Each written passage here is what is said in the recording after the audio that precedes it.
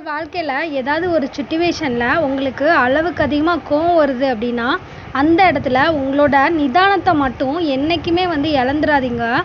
ஏன்னா உங்கள் பக்கத்தில் எந்த அளவுக்கு அதிகமான நியாயம் இருந்தாலும் கூட நீங்கள் கோவத்தில் பேசுகிற அந்த தகாத வார்த்தைகள் பார்த்தீங்கன்னா அவங்களோட கண்ணுக்கு பெருசாக தெரியும். அதை வச்சு மட்டும்தான் நம்மளை பேசுவாங்க. ஸோ கோவத்தில் பார்த்திங்கன்னா என்றைக்குமே நம்ம நிதானமாக தான் பேசணும். ஒரு சில முடிவுகளுமே எடுக்கணும். இல்லை அப்படின்னா அந்த ஒரு சில வார்த்தைகளானது நம்மளோட வாழ்க்கையை கூட மாற்றிடும் அப்படின்றது தான் இங்கே மறுக்க முடியாத உண்மை. ஒருத்தங்க நம்மளுக்கு கெடுதல் பண்ண பர்சனாக இருக்கலாம், இல்லை நம்மளுக்கு கெடுதல் நினச்சிட்டு இருக்கலாம். அப்படியாப்பட்ட பர்சன் அப்படின்னா அவங்கக்கிட்ட இருந்து நீங்கள் கண்டிப்பாக விலகி வந்துடுங்க. அதை விட்டுட்டு அவங்கள பழி வாங்கணும் அப்படின்ற எண்ணத்தை நீங்கள் கையில் எடுத்தீங்க அப்படின்னா அந்த எண்ணம் உங்களையே அடிச்சிரும் அப்படின்றத மறந்துடாதீங்க. இங்கே மிகச்சிறந்த பலசாலி அப்படின்னா அது காலம் மட்டும்தான். ஒரு சில பேர் நினைப்பாங்க நம்மளாம் நல்லா வாழ்ந்துட்டுருக்கோம், நம்மளுக்கு எப்போவுமே பிரச்சனை வராது, அதனால் மற்றவங்கள நமக்கு கீழே உள்ளவங்கள உதாசீனப்படுத்தலாம், இல்லை அவங்கக்கிட்ட அவங்களோட தாழ்வை நினச்சி மோசமாக பேசிடலாம் அப்படின்னு கூட நினைப்பாங்க. பட் காலம்ன்றது எப்போ ஒரு மனுஷனை எப்படி மாற்றும்னே சொல்ல முடியாது. எவ்வளவோ நல்லா வாழ்ந்தவங்க கூட டக்குன்னு ஒரு செகண்டில் கீழே இறங்கி வந்திருக்காங்க. ஸோ எப்போவுமே எவ்வளோ பெரிய பதவியில் இருந்தாலும் சரி, இல்லை பண பலத்தில் இருந்தாலும் சரி, நம்மளோட நிலைமையை பார்த்து நம்ம பெருமைப்பட்டுக்கவும் கூடாது. அதே சமயம் நம்மளுக்கு கீழே உள்ளவங்கள நினச்சி தாழ்வாகவும் நினைக்கக்கூடாது. நம்மளுக்கு மேலே இருக்கிறவங்கள நினச்சி நம்ம பொறாமப்படவும் கூடாது. நம்மளோட தன்மானத்தை விட்டு கொடுத்து நம்மளுக்கு கிடைக்கிற எவ்வளோ பெரிய விஷயமா இருந்தாலும் அது தேவையில்லை அப்படின்றத முடிவெடுங்க.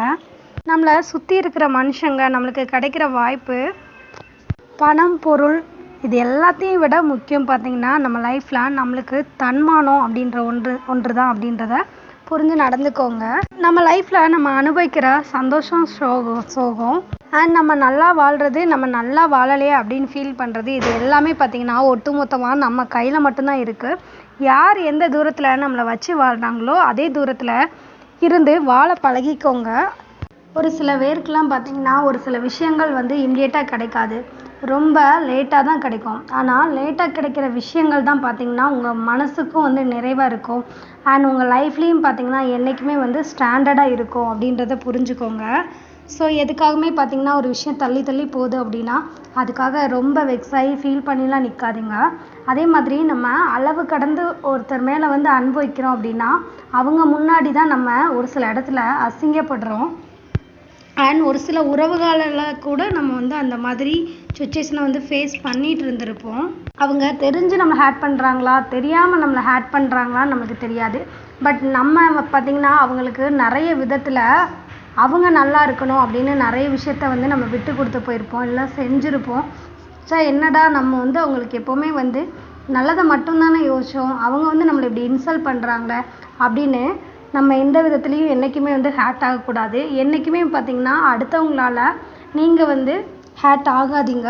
அப்படி ஆகாமல் உங்களோட மைண்ட் இருந்தாலே பார்த்திங்கன்னா உங்கள் லைஃப் உண்மையாகவே நல்லா இருக்கும்.